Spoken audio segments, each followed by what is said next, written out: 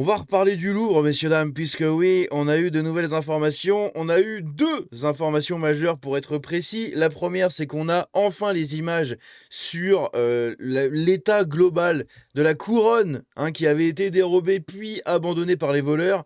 Autant vous dire qu'elle est complètement explosée. On a eu également la vidéosurveillance du casse, voilà, donc comme quoi il y avait bien des caméras qui filmaient. On va regarder tout ça. Et puis à côté, on a la réaction de deux trois politiques. Bref, un bon petit cocktail pour commencer cette journée. On est parti.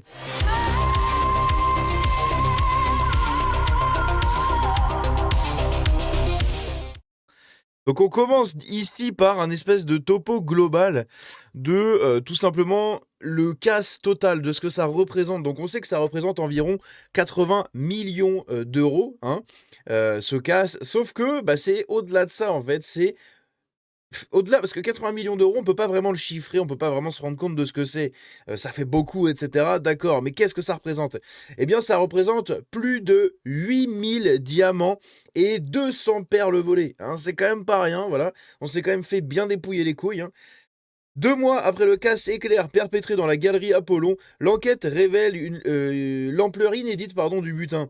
8482 diamants, 35 émeraudes, 34 saphirs et 212 perles, pour une valeur estimée à 88 millions d'euros. Le 19 octobre, 4 individus ont agi en moins de 4 minutes, forçant une fenêtre à la disqueuse avant de fuir en scooter après avoir abandonné un camion nacelle du coup volé. Et justement, on a les vidéosurveillances. Comment vous dire que je sais pas comment les mecs ils ont fait en fait, leur casse, ça se voit que c'est vraiment des cassos et c'est pas des trucs de professionnels en mode on te coupe avec un laser, toc toc, la vitre on l'enlève. Non, les mecs ils y sont allés comme des gros bourrins. Je sais même pas si sur tout ce qu'ils ont volé, s'il y en a la totalité ou tout simplement qui va être récupérable en fait. Parce que quand on voit l'état du truc, vraiment, c'est choquant. Les investigations de la BRB ont permis l'interpellation de 4 suspects, confondus notamment par des traces ADN. Deux d'entre eux reconnaissent être entrés dans le musée tout en évoquant de mystérieux commanditaires. Les bijoux restent introuvables à ce stade et les suspects placés en détention provisoire sont présumés innocents. Et oui, ils sont présumés innocents les mecs. C'est des mecs louches qui traînent tout le temps dans des braquages, dans des trucs, c'est pour ça qu'on les a attrapés. Mais ils sont présumés innocents dans cette affaire-là. Si un mec a volé 50 fois et que tu le suspectes d'avoir volé pour le Louvre, bon, à mon avis, il n'y a pas de gros doute à avoir non plus. Bref, c'est assez ridicule. Écrasée pour être extraite de la vitrine, la couronne Eugénie fortement endommagée lors du cambriolage. Et justement, on va voir tout simplement les images de cette couronne qui, donc c'est celle-là, celle qui est au centre de l'image, elle a pris tarif. Elle a pris tarif, elle est dans un très très mauvais état, vraiment. Elle est, je pense que ça va être compliqué à la restaurer, parce que ils vont l'abîmer encore plus en la restaurant. Bref, vous allez voir l'état. Ici, on a Roselyne Bachelot, messieurs, dames. Roselyne Bachelot qui s'exprime sur le vol du Louvre. Ça, c'est rigolo. On va écouter ce qu'elle a à nous dire de très très peu intéressant, vous en conviendrez, mais c'est quand même curieux. Donc on va écouter ce qu'elle a à nous dire. Est-ce que vous me permettez de revenir sur une question que vous avez posée à Madame Rima Abdul-Malak? Avez-vous été surprise du cambriolage? Je dois dire que je ne suis ni surprise ni pas surprise. Donc on le rappelle, Roselyne Bachelot, ancienne ministre de la Culture, donc c'est à elle aussi qu'incombait la protection des bijoux, etc. avant, donc de la mise en place d'une sécurité, de tout ça, chose qui n'a jamais été faite, bien évidemment, et du coup qui en a résulté des années après, des années plus tard, à ce braquage, tout simplement ce cambriolage. Le risque de vol est un risque inhérent dans tous les musées du monde. La sécurisation absolue d'un musée qui a 250 000 mètres carrés, dont 10%, enfin un peu plus de 10% est dévolu à l'exposition des œuvres, qui a, je crois, de mémoire 2400 fenêtres, est effectivement quelque chose qui, étant, j'allais dire, surplombe toutes les réflexions sur ce musée. Interpol indique qu'en, par exemple, en 2016, il y a 49 000 œuvres volées qui sont répertoriées et que dans la décennie 2010, il a été volé dans les musées français 289 œuvres. Plus toutes celles qu'on n'a pas repérées, hein. Et limite, elle en rigole. C'est un truc de ouf. On a mis du temps à se rendre compte que le maître d'hôtel de l'Élysée mettait l'argenterie dans ses poches, hein. Oui, oui, ça, je vous invite à aller voir ma vidéo là-dessus. J'en avais parlé il y a quelques temps. Je crois que ça devait être dans la fin du mois de décembre ou je sais plus quand. Où en fait, on a appris que l'argentier de l'Élysée, directement, lui-même, eh bien, en fait, il volait l'argenterie de l'Élysée pour la refourguer à un intermédiaire, un copain de son mec, je crois. Et cet intermédiaire-là, c'était un conservateur qui bossait pour le musée du Louvre. Donc c'était un salarié du musée du Louvre, hein, ou du... Non, je crois que... Si, je crois que c'était ça. Ou un gardien du musée du Louvre, un truc comme ça. Et le mec faisait ça à côté. À côté, il collectionnait beaucoup de choses. Et en fait, le mec récupérait l'argenterie volée de l'Élysée. Et les mecs ont fait ça pendant 2-3 ans, un truc comme ça. Et ils se sont fait choper dernièrement. Où en fait, c'est le mec, quand la police s'est aperçue. Enfin, la police, non, c'est les gens de l'Élysée qui se sont aperçus qu'il manquait des choses. Du coup, ils ont appelé la police. Et la police, quand ils ont commencé à faire leur enquête, l'autre, il s'est rendu direct en mode c'est moi qui ai volé, je suis désolé. Je pouvais plus m'arrêter, j'arrivais plus, j'étais coincé. Sans déconner, mais c'est vraiment. Mais on est vraiment le pays de la honte, hein. Dans tous ces trucs-là, c'est assez ridicule. Ici, donc, on a les images. Donc je vais pas vous mettre le son, mais on a les images des braqueurs. Donc je laisse les clampins dessus parce que comme c'est 7 à 8, je sais pas comment ça se passe, si jamais ils font chier et tout pour les droits d'auteur. Mais ici, vous avez les images. Du coup, regardez ça. Le mec, il y va avec la disqueuse et après, il met des gros coups de poing, hein. Il y va comme un bourrin, hein. Regardez ça. Il pousse comme ça, la truc avec les deux mains et tout. Pour voler tout simplement le diadème et la couronne, donc qui était exposé juste ici. Et on voit que le mec, il a pas eu trop de mal non plus, hein. Il est arrivé avec la disqueuse. Juste après, il va aider son pote parce que son pote à côté, il y arrive pas. Et pareil, hein, les mecs, ils mettent des gros coups de savate dedans, des gros coups de trucs. Après, ils ont un casque, hein. Tu devrais mettre un coup de tête plutôt que des coups de poing. Mais enfin, bon, bref. C'est quand même un truc de fou. C'est quand même. En fait, c'est là que tu vois que ça a été fait par des mecs. Bon, les QI à 2 chiffres, hein. Je veux dire, là, c'est pas Ocean Eleven qui a volé les bijoux de la couronne, hein, je suis désolé, hein. C'est vraiment Rachid Abdelkader et Mousse Diouf qui ont volé ça, hein. Quand tu vois comment c'est fait, sans déconner, c'est incroyable. De toute façon, moi, je vous invite à aller regarder mes vidéos que j'avais sorties sur le Louvre, où on parle des suspects, hein, parce que les suspects, ce sont des Français comme vous et moi, bien évidemment, et c'est toujours pareil, en fait. Mais là, on voit vraiment que c'est l'expertise de ce vous et moi istan, qui est à l'œuvre, hein. Regardez, coup de disqueuse, hop, il a fini, il a disqué un peu comme ça, il a fait un carré, quoi, il a fait un trou au milieu, et là, il y va comme un gros bourrin, bam, bam. C'est quand même dingue. On s'est fait voler par ça, quoi. Et à côté de ça, les mecs, ça a duré que 3-4 minutes, hein. Pendant 3-4 minutes, ils ont été enregistrés par les caméras de surveillance. Donc il y en avait, hein, du coup, des caméras de surveillance. Quand on dit non, non, mais toutes les caméras ne marchaient pas, il y avait des problèmes. Bah rien. Ces images-là, elles viennent d'où? On reconnaît les vitrines, on reconnaît le parquet, on reconnaît les bijoux qui ont été volés, on reconnaît les petites étiquettes devant, on reconnaît absolument tout, hein.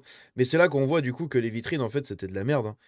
Comparé aux vitrines d'avant où en fait, hop, ça descendait, le plateau où étaient entreposés les objets, descendait dans le socle, dans un espèce de coffre-fort. Bah là, en fait, il y a rien du tout, quoi. Le mec, il fait un coup de disqueuse et il peut tout voler, quoi. Parce que tout est exposé, en fait, sur une pyramide centrale où chaque bijou est entreposé face aux visiteurs dans les 4 coins. Là, vous avez une pyramide, en gros, ça fait une pyramide, le socle, et tous les objets sont exposés. Mais c'est vraiment honteux, quoi. C'est honteux. C'est vraiment honteux, quoi. Bref. Ici, on a quoi d'autre? Des décisions majeures vont être prises incessamment sous peu, promet Rachida Dati. On attend les mesures. Qui assure qu'elle ne sera bientôt plus ministre pour tenter de devenir maire de Paris. Voilà. Oui, oui, on va faire ce qu'on peut maintenant, mais après, moi, je m'en bats les couilles parce que j'ai ma campagne à financer et à gérer, donc on s'en bat la race. Ok, super, merci. Allez, merci pour les bijoux. Merci pour l'héritage de la France, hein. C'est ridicule. Et ici, justement, on a un reportage qui a été fait par TF1. Les secrets du casse du Louvre, n'est-ce pas?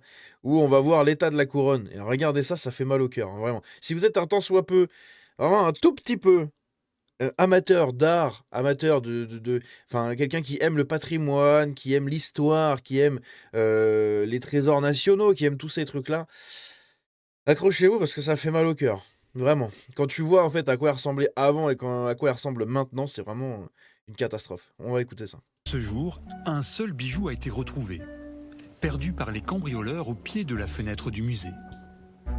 La couronne de l'impératrice Eugénie. Voilà. Sérieusement endommagée. Voilà l'état de la couronne. Regardez comment elle est toute ébouillée dans tous les sens là.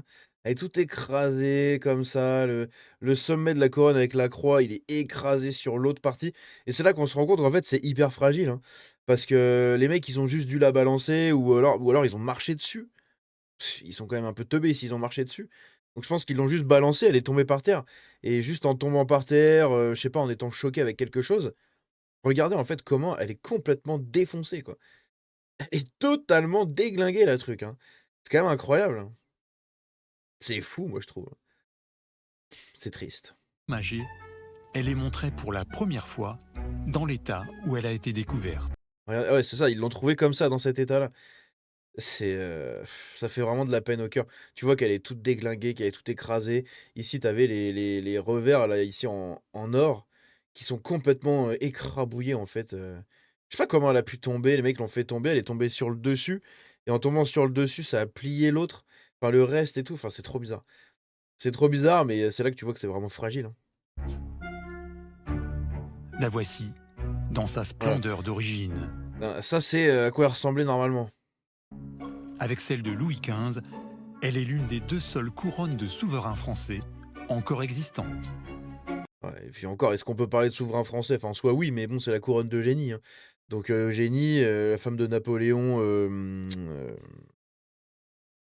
Napoléon III, je suis en train de chercher. Donc c'est pareil, hein, il nous manque encore toutes les anciennes couronnes des rois de France et tout, hein, qui se sont perdus, qui ont été fondus pendant la Révolution, qui ont été volés, pillés de partout, bah, surtout pendant la Révolution en fait. C'est la Révolution qui a fait beaucoup de dégâts là-dessus sur le patrimoine français, puisque beaucoup de gens se sont servis, hein. Mais voilà, en gros, c'est une catastrophe. Donc, avec la couronne de Louis XV, c'est pareil, hein, Louis XV, bon, c'est début 1700, enfin, c'est milieu 1700. Bon, est-ce que vraiment, c'est chiant en fait, c'est chiant parce que il nous manque vraiment toutes les anciennes couronnes des rois de France, et cetera, qu'on aurait tellement j'aurais tellement aimé en fait les voir, mais bon, malheureusement, ça appartient à l'histoire, voilà. Cette couronne que nous voyons dans un piteux état, très aplatie, est une couronne qui avait été commandée en vue de l'exposition universelle de 1855. Napoléon III avait souhaité que les diamants de la couronne soient exposés pour témoigner de la prospérité de la France, de Donc ça, c'est le diadème qui a été volé, hein. Ça, c'est le diadème de l'impératrice Eugénie qui a été volé. Ce qu'on a retrouvé, c'est la couronne. Attention, c'est pas pareil, hein. Le diadème, c'était ce truc-là serti de perles, en fait, de perles et de diamants. l'excellence de la joaillerie française. Et la couronne qui est Lorsqu'elle a là. été sortie très violemment et très rapidement de sa vitrine par une ouverture qui était étroite, On reconnaît bien l'aigle, hein, pour ceux qui connaissent un peu Napoléon et tout, on voit bien l'aigle. Vous le voyez pas, il est caché derrière mon clampin, mais on a vu l'aigle juste avant, là, voilà. On reconnaît bien les aigles dorés ici. était étroite, elle a subi une contrainte. Elle a été déformée, si bien que les branches ont commencé à se désolidariser parce que nous avons retrouvé par terre, dans la galerie d'Apollon, une des branches en diamant, en forme de palmette. Est-ce qu'elle est réparable? Oui, elle est donc restaurable, au prix Ok, elle est restaurable, mais putain, il va falloir y aller doucement, quoi. d'un grand travail. On sera très proche de ce qu'est une œuvre originale. Ok. Elle revivra, elle continuera à être visible, et ça c'est Ok. aussi très important vu la perte que représente par ailleurs globalement le vol du 19 octobre. Bref, j'espère que vous avez bien entendu. Attendez, je regarde juste le son. Lorsqu'elle a été sortie Ouais, si vous avez bien entendu, parce que le son était baissé. très vite. Ouais, putain, ça casse les oreilles. Bon, j'espère que vous avez bien entendu quand même. Mais en gros, voilà, hein, elle est restaurable dans son état presque original, si on peut dire. Puisqu'en fait, il manque une palmette ici en diamant, qu'ils ont retrouvé du coup, qui est dans le petit pochon, là. On a vu juste avant, ils l'ont montré dans le petit pochon. Là, voilà. Il manque juste ça, en fait. Elle est tombée, elle a chuté et ça a enlevé ça. Mais en gros, elle est restaurable vraiment dans son aspect presque d'origine. Donc on verra, mais en tout cas, oui, c'est sûr que ça va nécessiter beaucoup de travail. C'est quand même triste, hein, quand on voit une si belle couronne, parce qu'elle est magnifique, hein, quand même, hein, sertie de diamants, sertie d'émeraudes, avec de l'or juste ici. Enfin bref, quand on voit un espèce de gloubi-boulga de trucs écrabouillés comme ça, Ça fait mal au cœur. Bref, n'hésitez pas à me dire ce que vous en pensez dans les commentaires. Comme d'hab, je vous l'ai dit, je vous tenais au courant sur tout ce qui se passait. On se dit à la prochaine. Prenez soin de vous. Ciao.